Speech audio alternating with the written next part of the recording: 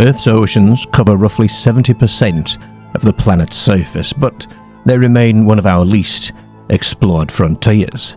In fact, over 80% of the ocean is unmapped, unobserved, and unexplored by humans.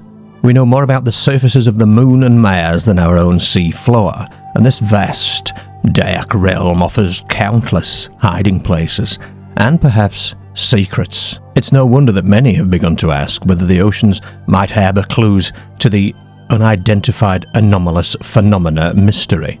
Could our oceans be the source of UAPs, home to hidden bases or even indigenous aquatic non-human intelligences?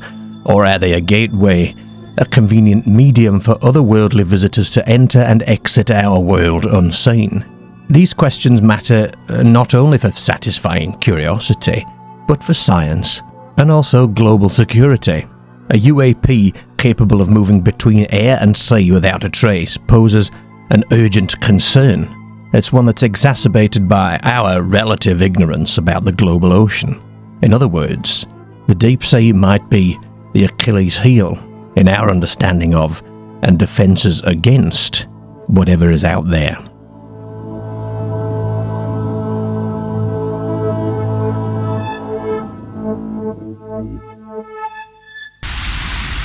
Ne bunlar böyle su içinde?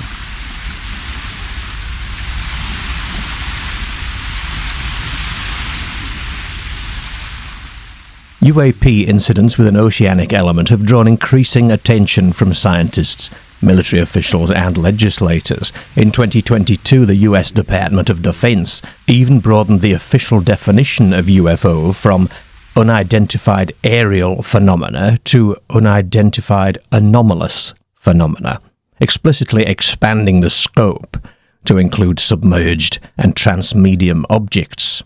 This shift acknowledges what eyewitnesses and sensors have reported for decades: mysterious objects not only zipping through our skies, but also plunging into the seas and oceans, or emerging from them. Reports of uncanny objects in the ocean, often dubbed Unidentified Submerged Objects, or USOs, are not just a recent thing. They extend back through modern history. Some enthusiasts point as far back as 1492, when explorer Christopher Columbus and his crew recorded a strange light rising from the sea one night, described like a small wax candle that rose and lifted up before disappearing. Fast forward to the Cold War era, and official military encounters with USOs begin to enter the record. Since at least the 1950s, naval sources have reported strange craft or lights diving into the ocean or manoeuvring under the waves. One of the most famous incidents occurred on the night of October the 4th, 1967, in the fishing village of Shag Harbour in Nova Scotia. Multiple witnesses saw a low-flying, brightly lit object streak through the sky and crash into the waters of the harbour. Believing an aircraft had gone down, the local RCMP and the Canadian Coast Guard rushed to respond. A patch of yellow foam was reportedly seen on the surface, but no wreckage. The Canadian Navy's Fleet Diving Unit combed the seafloor for days looking for the object, and no trace was ever found. Moving into the 21st century, and Navy personnel have continued to witness encounters suggesting something uncanny in and above the seas. In November of 2004, the USS Nimitz Carrier Strike Group, during training exercises off the coast of San Diego, detected multiple anomalous aerial vehicles on radar. Fighter pilots David Fravor and Alex Dietrich were directed to investigate, and as they reached the coordinates, they spotted a remarkable scene.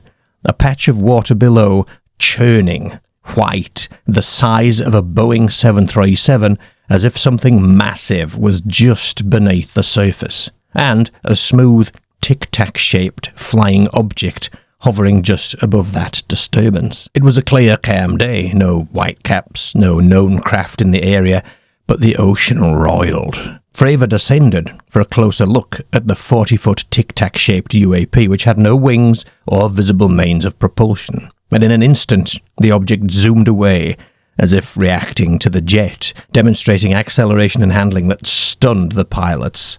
It just disappeared, like the bullet of a gun, Fravor later said. In one striking case from July of 2019, the crew of the USS Omaha off San Diego observed a spherical object flying and hovering over the ocean. A night vision video, later leaked and confirmed as authentic by the Pentagon, shows the sphere zipping along and then dropping straight into the water without any splash or debris. Ship's sensors tracked it descending, but no wreckage or contact was found.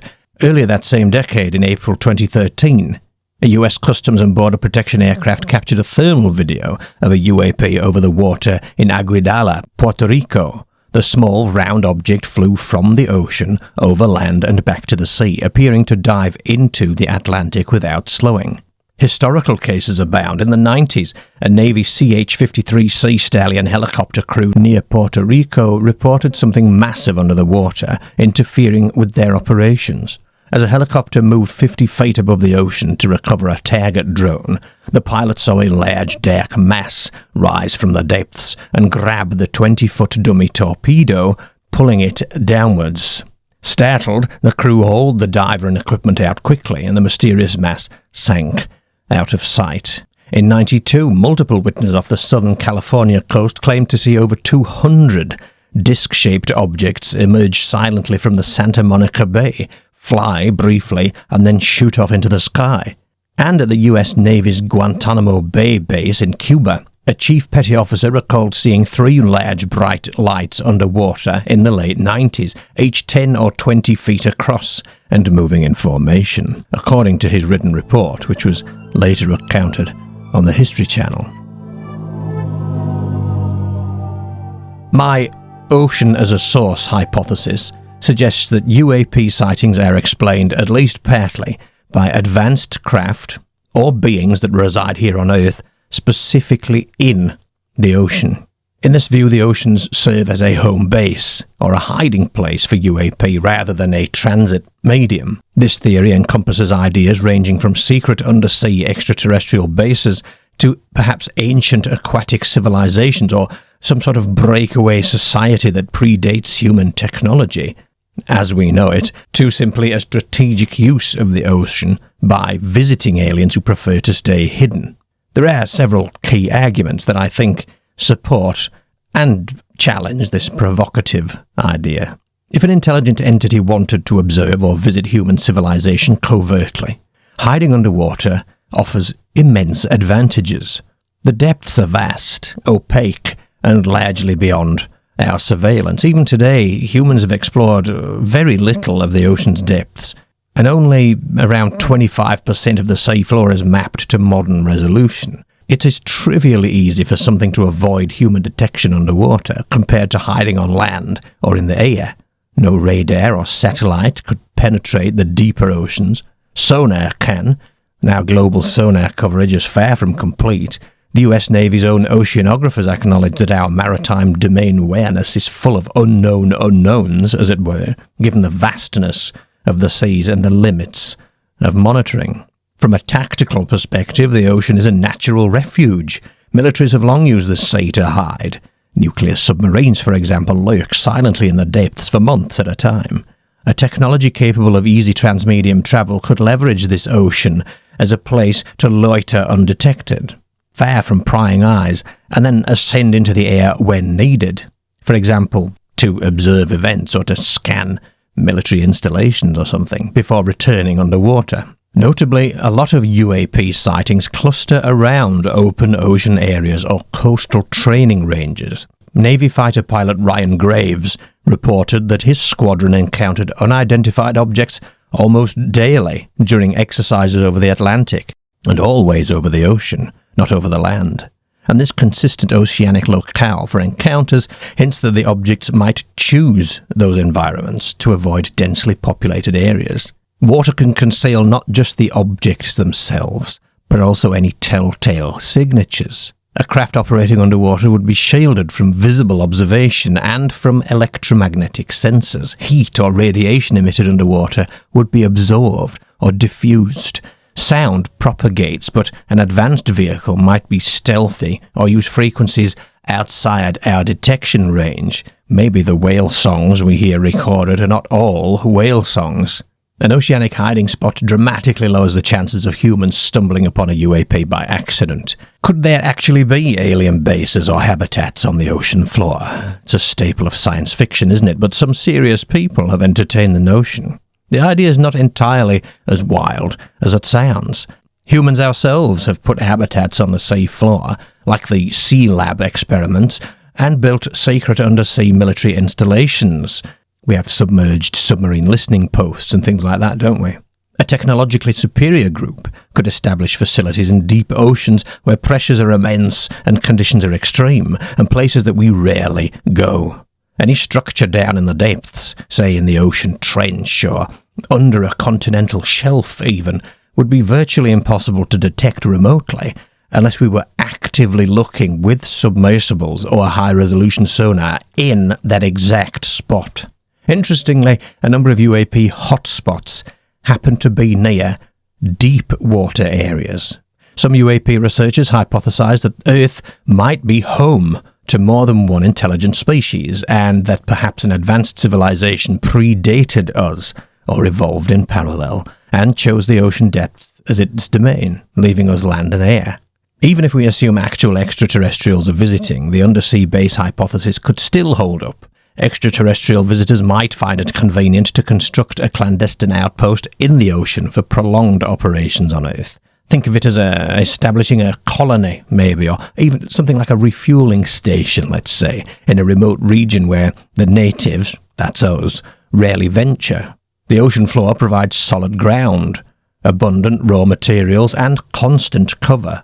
And from an undersea base, ETs could quietly observe human communications. It could launch small probe craft and even conduct scientific studies of Earth's environment, all whilst largely undetected.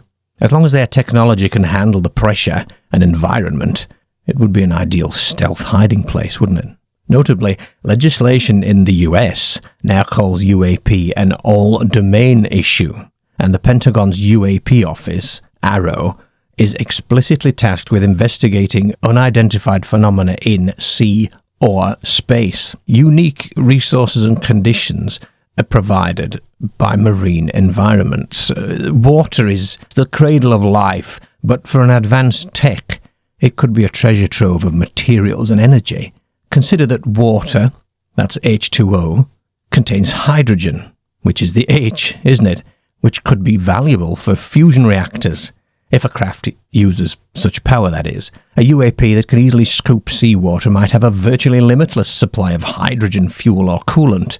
Some theorists have even proposed that UFOs seen near lakes or oceans could be harvesting water for fuel. The ocean also offers stealthy mobility, doesn't it? An underwater vehicle can travel from one side of the planet to the other, completely hidden. There are unconfirmed accounts from submarine sonar operators of objects moving hundreds of knots under the sea, far beyond the speed of a known submersible. And of course there is environmental stability in the ocean.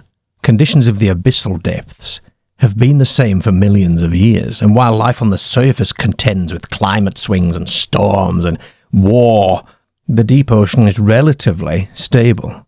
If a long-term presence on Earth was desired by non-humans, settling under the sea provides a consistent, controlled habitat, safe from natural disasters, even things like asteroid impacts and stuff like that, and safe from human interference. I mean, until very recently, we literally just couldn't go there, could we? So the ocean might be a giant protective bunker for whoever or whatever wants to lie low for a while. Now, for this theory to hold water, as it were, the UAP in question must possess technology far beyond our own. If there are underwater craft zipping around at hundreds of miles an hour with no turbulence or hovering stationary without a propeller, then it does imply engineering capabilities that we are not yet developed. Any underwater base or vehicle must withstand enormous pressure if it's at great depth. Our subs can only go so deep. The deepest diving military subs, like the Soviet K-278, reached something around 1,000+ meters, and specialized unmanned probes have touched the bottom of the Mariana Trench, which is circa 11,000. We require thick hulls or strong materials to do this. A UAP operating freely in deep ocean could have materials far beyond our material science. some kind of metamaterial or some force field that easily holds back thousands of psi of pressure. If such craft can transit from the deeper ocean to space, which is a vacuum, within seconds, then the hull integrity and structural strength, it must be immense. The implications for material science are staggering. A whole new realm of ultra-strong, ultra-light substances, or even energy shields. And the fact that they can move through water without a splash suggests mastery over propulsion and fluid dynamics unlike anything we know. One theory is that these craft generate a sort of field or bubble around themselves, some sort of electromagnetic or perhaps gravity field that repels the water and the air, essentially allowing them to travel inside a self-generated vacuum, as it were. This would eliminate drag and shock waves, and it would enable supersonic travel underwater just as easily as in the atmosphere. We do have a crude analogue when you look at it. There's something called supercavitating torpedoes. Russia has them, for example, called the Shkval, which creates a bubble of gas to drastically cut water drag and can reach 200 plus knots. But a UAP appears to take this to an extreme level, potentially using an advanced field propulsion to separate itself from the medium entirely somehow. Achieving even a fraction of this capability would revolutionize human civilization. Think of energy. A craft zipping in and out of the ocean likely isn't powered by petrol or something like that. If it's some form of compact fusion or quantum vacuum energy, harnessing that could really solve Earth's energy needs immediately. Or transportation. They move seemingly without inertia. No sonic booms, right-angle turns at high speeds. Such control over gravity and their own mass. This could lead to propulsion systems that could take us around the world in minutes, or even to other planets. But of course, with this technological awe, there is some dread, isn't there? If it's not aliens, if someone, somewhere, already has this technology and has chosen to keep it hidden under the ocean, then what are their intentions? The power imbalance is clear, isn't it? No known nation or company on Earth has craft that can do what these UAP do. If they belong to non-state actors, as it were, then humanity is potentially outclassed on our own planet by an unknown intelligence. And it raises big questions about our security, doesn't it, and sovereignty, and our future. But what if it is a company? Lockheed Martin claimed that the Tic Tac was theirs, and you can bet that travelling the world in mere moments is not at the forefront of the development of this technology. There will be weapons. They will be deployed in war. As intriguing as the underwater source hypothesis is, I do find there are several sort of challenge points. Despite decades of speculation, we've yet to find a definitive undersea structure or recovered object that screams alien base, haven't we? In the Shag Harbour case, for example, divers found nothing. Navies operate submarines and undersea sensors around the world. Surely, if large alien installations existed, we would have bumped into something by now. No official report has confirmed the existence of USOs or underwater bases, at least not in publicly released documents. So the lack of hard evidence keeps this idea in the realm of hypothesis.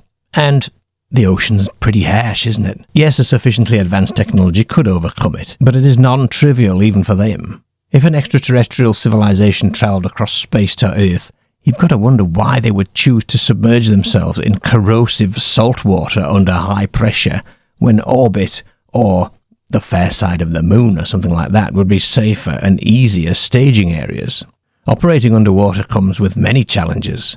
Pressure, erosion, limited comms. Unless there's a compelling reason to be there, stealth or resources maybe, it probably would be simpler for aliens to remain in space and observe from afar with occasional atmospheric entry. But then you've got to ask, if they're so keen on hiding, why are they occasionally making appearances where Navy pilots can see them? Is this accidental or is it a calculated move? Of course, unidentified lights near water might be military flares, algae that glows in the dark, or ordinary craft with lights reflecting on the water at night. Radar anomalies over the ocean could be caused by atmospheric effects, perhaps. birds even, and some supposed USOs might be detections of known animals or misinterpreted phenomena. Bioluminescent organisms, perhaps. A massive squid or an aggregation of whales or something might not be recognized on sonar for what it is. If an advanced civilization is here, under the ocean, why are there no other signs of their presence? Why haven't they made a more obvious appearance, or why haven't they attempted a communication? If they've been here longer than us, did they just totally ignore us as we developed technology and started accidentally stumbling upon them and blowing up nuclear test weapons in the depths? It would be a remarkable coincidence that they've managed to remain so hidden and choose locales and timings where few see them, except when they don't. Shag Harbour and the Tic Tac and so on. So maybe we see the UAPs because they are not here all the time. They may well just be visiting. Whereas if they had a stable underwater civilization, they could probably ensure they would never ever reveal themselves. So why do we see them? Of course, the ocean might be a gateway, a transition zone, a doorway through which these enigmatic objects enter and exit our reality. So the oceans might conceal the means of transportation, like portals and wormholes, or simply offer a convenient cover for arrival and departure.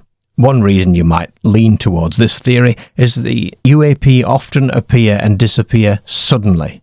They evade our attempt to track them continuously. They can vanish from radar in the blink of an eye, and they sometimes are seen descending from extreme altitude to sea level instantly, or conversely shooting straight up out of sight. Now this behaviour raises a possibility that these objects are not simply flying in our skies like normal craft, but perhaps jumping in and out of our space-time. Could the ocean be hiding stargates or wormholes that connect to other places in the universe or other universes? Renowned physicists like Kip Thorne have published on traversable wormholes with lots of caveats and a need for exotic matter to hold them open.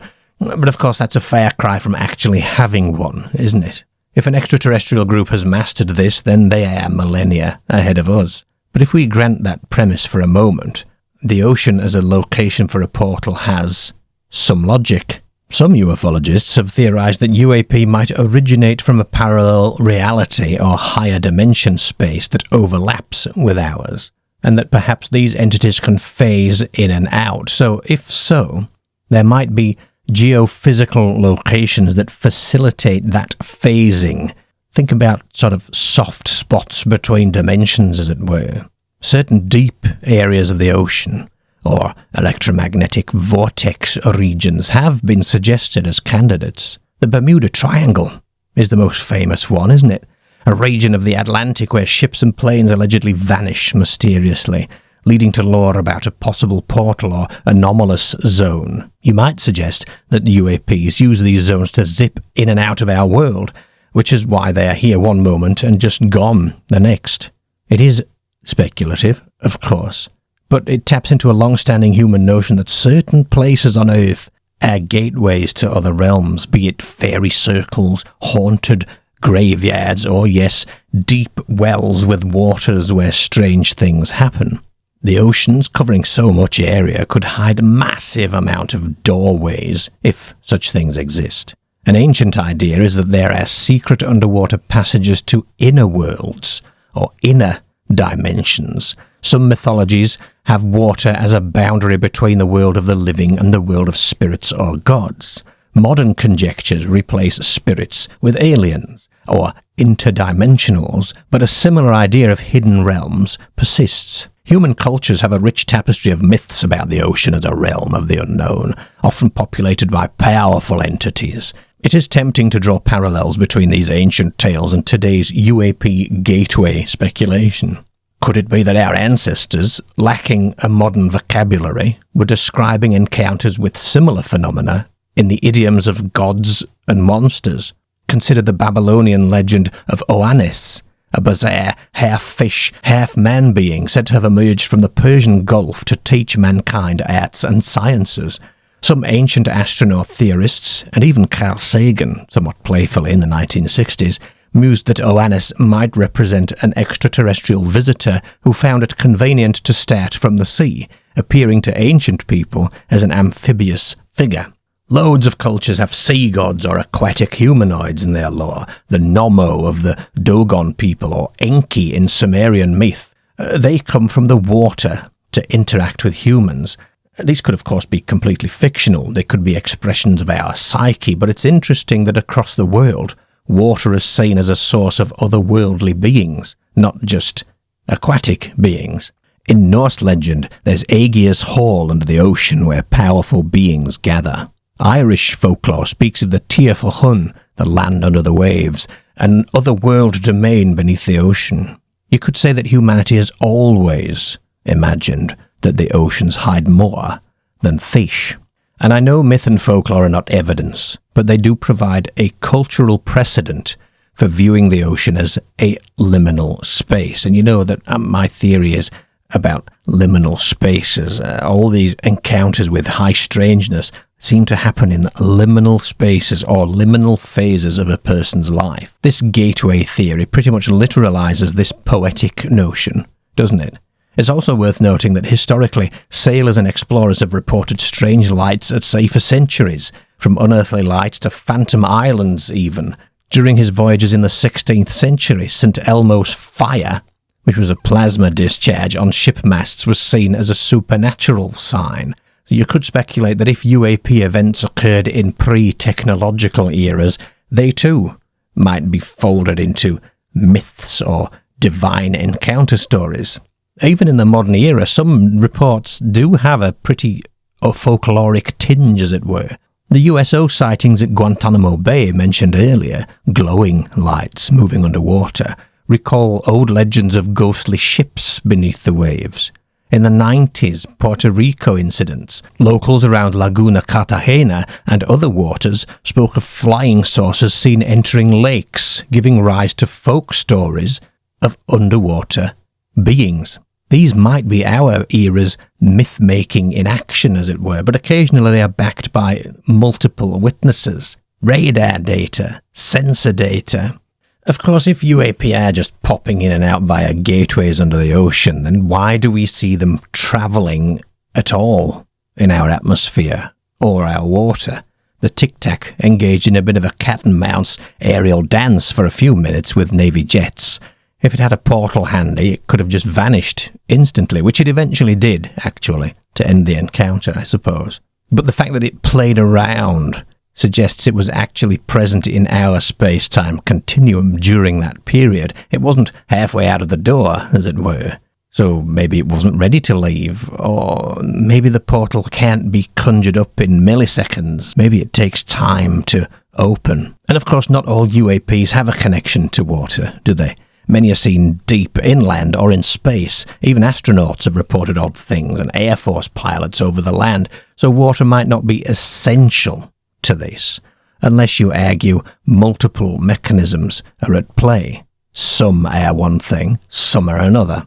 Introducing portals can complicate the picture more than it explains it, I understand that. In order to try and explain or lay out a theory on what these things might be, you've got to put yourself in the position of assuming you understand what they are and what they are capable of. And we are talking here about technologically advanced civilizations. Well, does it have to be technologically advanced in order to achieve these things? We default into thinking, how would we, with our current understanding of physics and the universe, how would we achieve what these things are achieving? And then we extrapolate from there to suggest, well, the technology must be much more advanced. But what if there's a psychic or spiritual level to it? I think that's a topic for another video, mind you. But if we compare the ocean as a source to the ocean as a gateway side by side, then you've got permanence versus transience. So the ocean as a source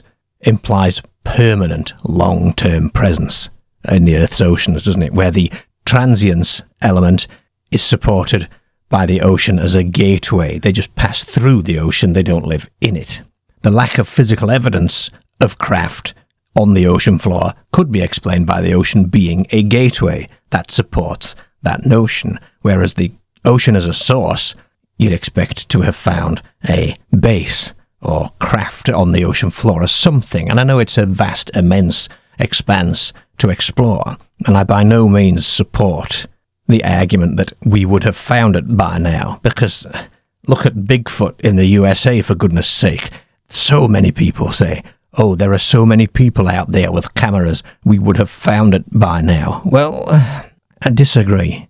I actually recall reading in René de Hinden's book, I think it was, a section about a small area of woodland in which something like 1,000 deer were living.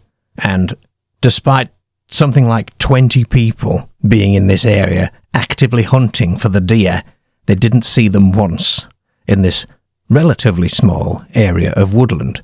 Aeroplanes go missing all the time in wooded areas. Look at the size of the earth. Look at the size of the ocean. So I understand that, yes, even if there's one there, we wouldn't have found it.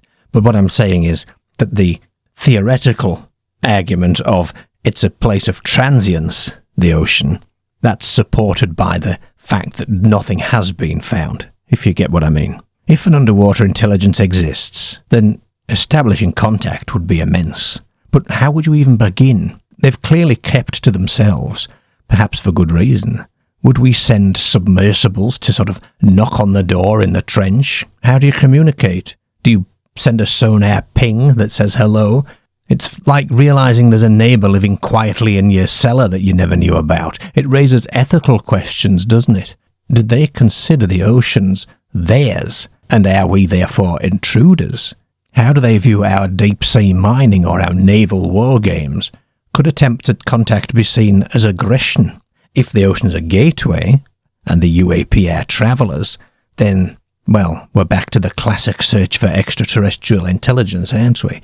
We'd want to find a way to signal our presence and curiosity, but the challenge is catching them when they're here. On a psychological level, accepting that our planet's vast oceans could be inhabited or regularly traversed by non-human intelligences will force us to become humble. Earth would effectively be a shared domain. It wouldn't be our turf, as it were. Not that we could even get on with each other, mind you. And of course, the one firm answer to all of this is we don't know. Yet. In closing, I'm reminded of Arthur C. Clarke's famous quote, "How inappropriate to call this planet Earth when it is quite clearly ocean." If there is a secret to UAP, it might just lie in acknowledging that truth. The ocean is our planet's greatest vault of secrets. As we venture deeper with submarines and sensors, and maybe one day handshake protocols for the unknown, we should prepare to be surprised, I would say.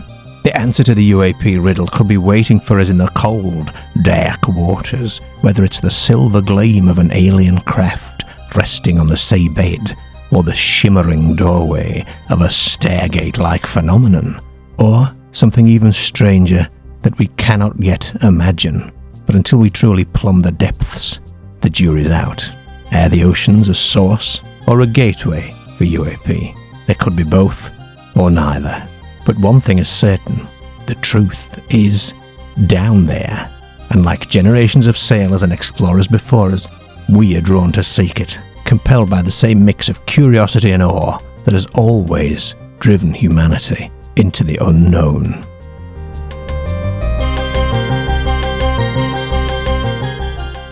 The YouTube show is only a part of the vault. Beyond the broadcast is the archive. And at eeriesvault.com you'll find our growing library of case files, first-hand accounts of the unexplained, written reports from people who lived through something strange. And we need yours.